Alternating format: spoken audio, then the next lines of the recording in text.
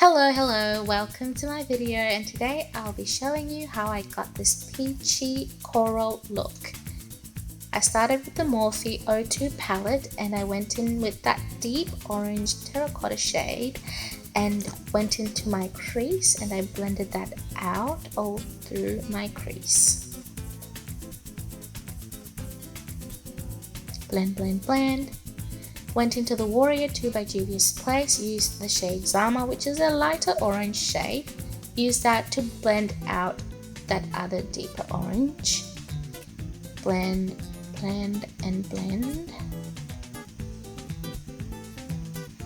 Then I went into the Masquerade Mini by Juvia and went into Zulu, which is a reddish brown, just to deepen the outer edges and the crease.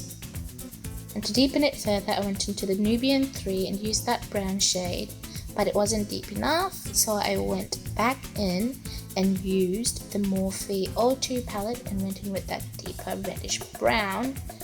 And as you can see, it provided more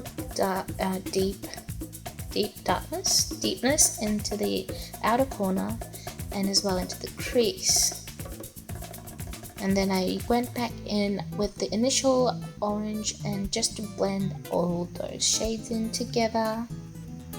Went in with the P. Louise base eyeshadow primer to cut the crease, and it did take quite a while to get them symmetrical. Blended in the edges for that seamless seamless blend. Used that light peachy shade. Tapped that into the middle of the lid.